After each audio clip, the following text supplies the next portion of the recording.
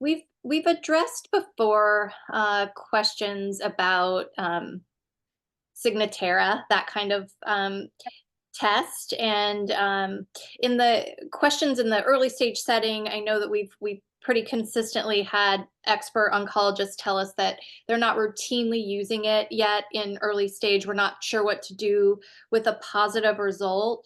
But is it a test that you use in the metastatic setting to sort of monitor response to treatment? So it can be, Signatera, for those who may not be familiar, the 10-second answer is that all of our cells shed DNA into the bloodstream, and so can our cancer cells. So you can use Signatera to kind of get a sense of what are we, what are we seeing, right? Are there cancer cells floating around that are shedding their DNA?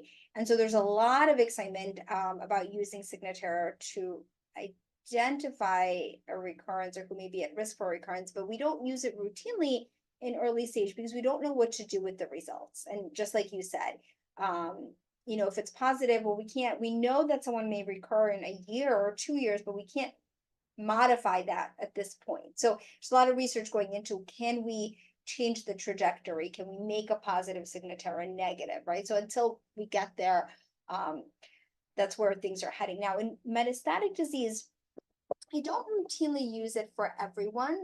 It may have some utility if someone doesn't make your typical tumor marker like a CA2729 or a CA15-3 that we can monitor.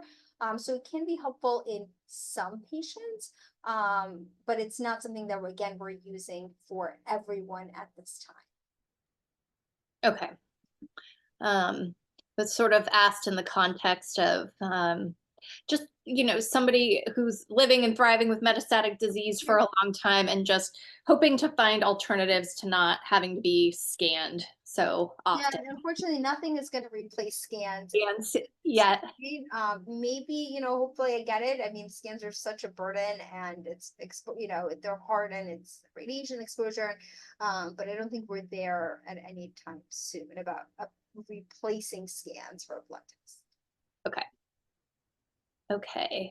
Um, yes, I want to clarify. So somebody asked the question, when I'm talking about early stage, is that considered anything other than stage 4 metastatic disease? And yes, the context that I'm using it when I say early stage, that is the context in which I am using it.